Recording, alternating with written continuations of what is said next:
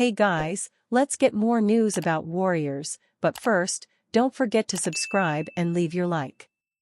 Warriors not willing to match Bulls' high asking price for Nikola Vucevic. The Golden State Warriors have sent mixed signals to the NBA over the last few weeks. While players and coaches say the team will be making moves which serve the franchise in the long term, franchise star Stephen Curry is also upset about being on a mediocre franchise. They have to make improvements without sacrificing the future. In a bid to do this, the team has made inquiries for 33-year-old Bulls center Nikola Vucevic.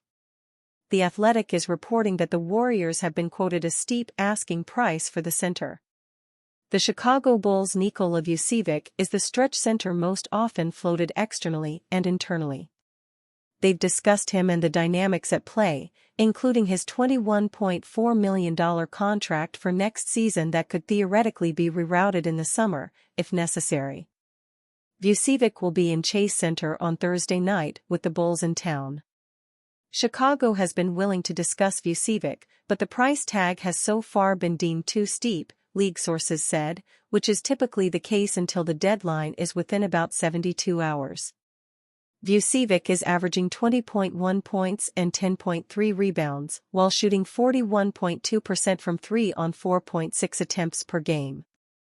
He has become a legitimate stretch five who is still a very capable post player on both ends of the court. The Warriors have had a major hole at center this season, especially when it comes to spacing the floor. Kevin Looney and Tracy Jackson-Davis aren't shooting fives, with no other solution on the bench outside rookie Quinton Post. Post has been getting major reputational burn over recent games due to being a unique offensive option that the Warriors don't have on their roster. A realistic price for Vucevic are multiple second-round picks alongside matching contracts, but his incredible form this season will lead to the Bulls wanting a better return. There's little incentive to move him immediately, so if the price falls, it'll likely be a day or on the day of the trade deadline.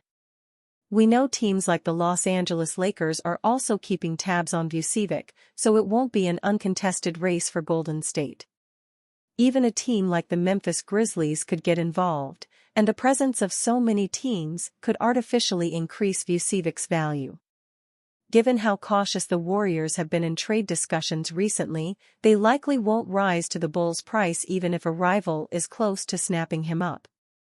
This is despite the fact that an addition like Vucevic on its own could be enough to raise their level to at least secure a playoff spot. He fills a major hole in the middle while easing some of the greater offensive responsibilities Draymond Green has had to carry with the lack of any real co-star for Stephen Curry. Vucevic might not be a superstar, but he is a highly productive big man who would add a dimension to the Warriors. They need to be successful in the West and one they haven't had in many years. Warriors set for major rotation boost with key update on young player. The Golden State Warriors will welcome the return of young guard Brandon Podziemski for Thursday night's matchup with the Chicago Bulls at Chase Center.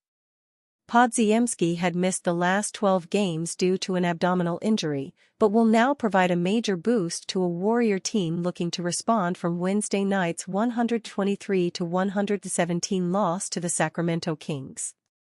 Golden State have been dealing with significant injury troubles over recent weeks, forcing head coach Steve Kerr into some surprising rotation decisions. That included closing Wednesday's tight loss with rookie center Quinton Post and second-year forward Gue Santos on the floor, something that was warranted by their play throughout the game but still indicative of Golden State's depleted rotation right now. Even with Podziemski's return, the Warriors still have a significant injury report leading into their first game against the Bulls this season. Forwards Draymond Green, Jonathan Kuminga, and Kyle Anderson all remain out, while Stephen Curry, Tracy Jackson-Davis, and Lindy Waters III are all questionable. Moses Moody and Gary Payton II are both listed as probable, but Kevin Looney is not on the injury report despite sitting out the second half of Thursday's game due to illness. Podziemski's return could be even more important if Curry and/or Payton are ruled out from facing the Bulls, but it's not yet known what sort of minutes restriction the 21-year-old will be on after the first significant injury of his NBA career. After being a hot topic in regard to trade conversations during the offseason, Podziemski had a disappointing start to the season relative to his own and the team's lofty expectations.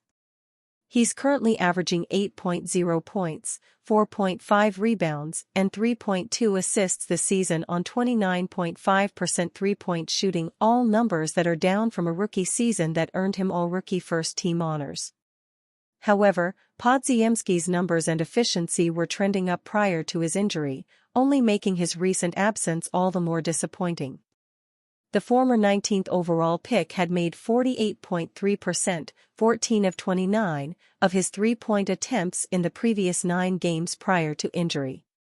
His absence had gone slightly under the radar, given much of the attention was focused on fellow young player Jonathan Kuminga, who had been averaging nearly 25 points and 8 rebounds prior to his severe ankle sprain. Warriors trade proposal lands Steph Curry's greatest pick-and-roll partner for Draymond Green. As the Golden State Warriors season continues to spiral, Bill Simmons of The Ringer proposed a mega-trade that could give Stephen Curry his greatest pick-and-roll partner for his longtime teammate Draymond Green. Simmons pushed the idea of an all-in trade for Anthony Davis, who, along with LeBron James, is growing concerned with the Los Angeles Lakers' ability to significantly improve their roster. Golden State Warriors receive Anthony Davis. Los Angeles Lakers receive Draymond Green, Dennis Schroeder, Jonathan Kuminga, Tracy Jackson Davis, 2025 first-round pick, 2027 first-round pick, 2029 pick swap. It's a pretty good trade, Simmons said on his podcast. The Lakers are getting Draymond, Schroeder, Kuminga. They get to roll the dice on Jackson Davis. And if you're the Warriors, you still have enough left, and you're going to build around Davis and Curry going down the stretch, and you could probably get creative with some other moves. It's kind of fun. In Simmons' trade scenario, the Warriors would still have Andrew Wiggins, Moses Moody, Brandon Podziemski, Buddy Hield, Kyle Anderson, and Kevin Looney as the supporting cast of the potential Curry-Davis tandem. That trade I laid out, if that actually happened, would be one of the most fun trade moments of the 21st century.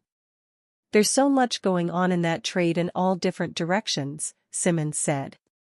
The Warriors were shut down during the last NBA trade deadline in their attempt to trade for James. So it's not out of the Warriors' character to swing big again and try to get James' frontcourt partner instead. Davis is having an MVP-type season, averaging 25.7 points, 11.9 rebounds, and 3.5 assists, 1.3 steal and 2.2 blocks. He could easily become the best center Curry ever had in his career. In Simmons' mind, Green would welcome a trade to the Lakers. After all, Green has a house in Los Angeles. He spends his summer there. He and James are friends and both under the same agency, Clutch Sports. It was this connection that made Green the prime mover of the Warriors' LeBron pursuit last year. I think the only team that you could talk yourself into this being a realistic scenario is the Lakers because Draymond gets to live in Los Angeles and play with LeBron, Simmons continued.